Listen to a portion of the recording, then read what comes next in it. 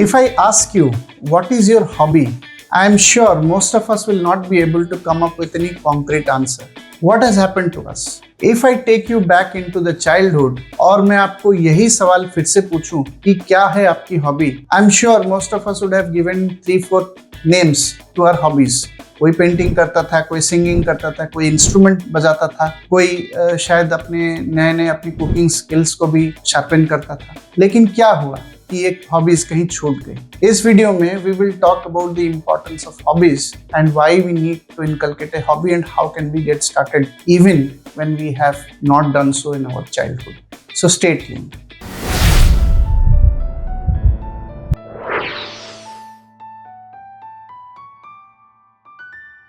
दोस्तों, जैसा कि मैं बोल रहा था कि जब हम छोटे थे तो हमारे पास ऐसे हॉबीज होते थे और हॉबीज ऐसे हमको एंगेज करके रखते थे कि we used to forget about sleep, eat and drink.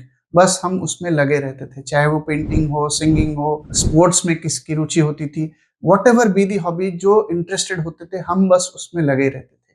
लेकिन कहीं ना कहीं जैसे हमारी न्यूमेरिकल नंबर क्लासेस की बढ़ती रही, हॉबी बेचारा कहीं पीछे पीछे चलता रहा और एक टाइम पे it died its own natural death. Nobody remembered कि हॉबी किसकी क्या थी. फिर जॉब आया, जॉब के बाद जॉब का stress, the rat race, whatever you want to call, and that's when hobbies completely disappeared from our lives. एक वेकअप कॉल हुआ जब कोविड आया था, जिसमें लोगों को थोड़ा फुर्सत मिला, थोड़ा टाइम मिला, जिसमें वो अपनी लाइफ को थोड़े रीइवैल्यूएट कर पाए, अपनी प्रायोरिटीज को रीइवैल्यूएट कर पाए. ऐसे बहुत सारे लोग हैं जो they finally made a call to their hobbies and then they finally were able to do something with their own.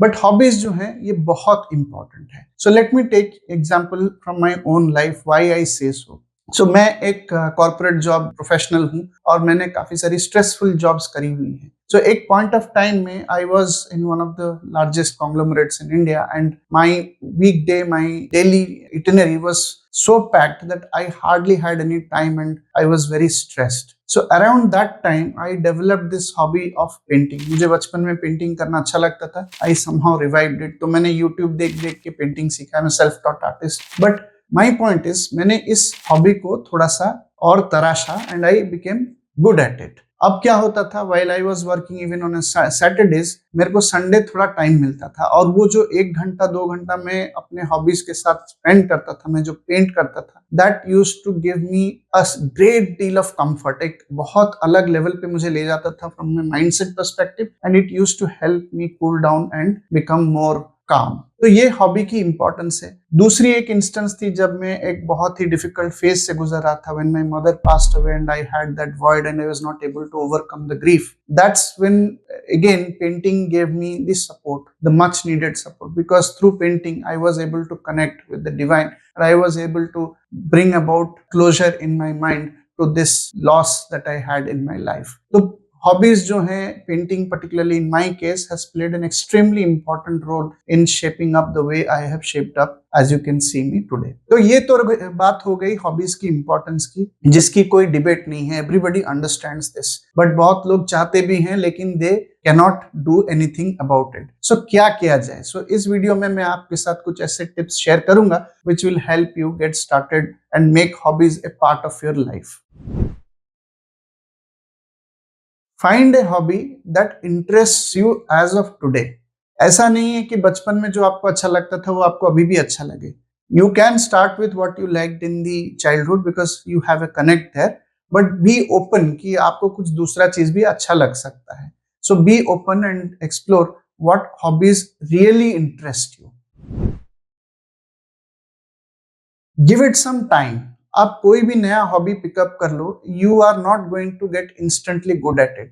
आप गिटार बजाना सीख लो या आप पेंटिंग करना सीख लो या आप कुकिंग चालू कर लो, कुछ भी hobby you want to develop, it is not possible to get very good at it from the very beginning, and till you don't get to a meaningful state, you will also not enjoy the hobby. So what is important is that you need to give it some time. चाहे वो guitar हो, violin हो, painting हो, कुछ भी हो, कोई भी हॉबी आप पिक करें, आप उसको टाइम दें, थोड़ी प्रैक्टिस करें, आप उसको अपना टाइम इन्वेस्ट करें उसमें, so that you start getting better at it and you will realize that after a point of time you actually get better at it and you start enjoying the hobby in a much more free way. Don't give yourself any target कि भाई मुझे एक दिन में ये करना है, 7 दिन में ये करना है। ये कोई कॉर्पोरेट जॉब नहीं है कि यहाँ पे भी आप अपने लिए टारगेट्स रखो। A hobby is for you to enjoy yourself and be with yourself. एक अपना कनेक्ट बनाइए, अपना एक मी टाइम निकालिए। सो अपने आप को टारगेट मत दीजिए कि मुझे ये इतने दिन में अचीव करना है। That's not going to help you. हाँ, बट ये भी आप जान लो कि you have to be regular at it, you have to be consistent at it, otherwise hobby जो है वो आपको उतना पे बैक नहीं कर पाएगा जितना उसको करना चाहिए। Speak with like-minded people. So when I was starting my painting journey, I used to connect with other working professionals who also used to paint. तो इससे क्या होता था, हमने एक व्हाट्सएप ग्रुप बना ली, जिसने पेंटिंग करी उसने पेंटिंग उस व्हाट्सएप ग्रुप में शेयर करी। तो इससे क्या होता है, एक कम्युनिटी जैसा बन जाता है, एक लाइक माइंडेड लोगों का एक एक्सचेंज ऑफ एनर्जी होता है एंड ईच अदर हम अपने आप को मोटिवेट करने लगते हैं and we keep our journey in the hobby journey very very clear. तो ये एक बहुत सपोर्ट सिस्टम जैसा बन जाता है।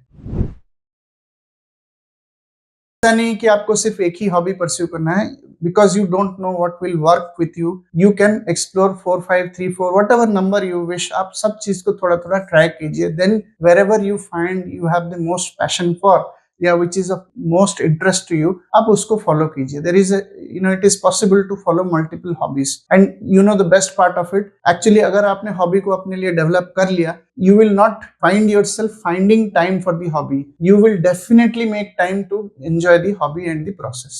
Last but not the least, मैं ये कहना चाहूंगा कि enjoy the process. जो process है आप उसको enjoy कीजिए, जो hobby है आप उसको enjoy कीजिए, आप अपनी growth को उस hobby में, उस passion में enjoy कीजिए। कोविड ने दोस्तों एक बहुत बड़ा lesson सिखाया है। बहुत लोगों ने इस टाइम पे अपने hobbies के साथ बहुत कुछ किया है। Lot of them figured out that they actually are good at their hobbies. Some even took it to the next level when they realized that this hobby can be made into a profession as well. मैं एक example देता हूँ। मेरे एक friend है, वो she was a fitness freak. फिर उन्होंने एक कॉर्पोरेट जॉब किया, वो she was doing that and I had lost touch. And one fine day मैंने इंस्टाग्राम फीड पे उनका एक ऐड देखा कि she is running online Zumba classes. It was very inspiring because I had not expected her to do something like this. So when I reached out to her and got in touch with her, that's when she said that she had quit her job and has taken her hobby, her passion into a profession. So ये भी बहुत लोगों के साथ हुआ है। मैं ये नहीं कहता कि आप अपनी हॉबी को प्रोफेशन बना लें, बट हॉबी की जो इम्पोर्टेंस है लाइफ में, जो बचपन से हम करते आए हैं, लेकिन कहीं ना कहीं किसी तरह की रेस की वजह से, चाहे वो मार्क्स की रेस हो या अप्रेजल की रेस हो या प्रमोशन की रेस हो, वो कहीं ना कहीं पीछे छूट जाता है। मेरी रिक्वेस्ट है कि आप उसको वापस लाएं और अपने लाइफ में हॉबी को इंटीग्रेट करें and then you will see how fulfilling and enriching your life becomes. So if you like today's video, like, share and comment and subscribe to this channel and share it with people whom you love and care. Thank you so much for watching this video.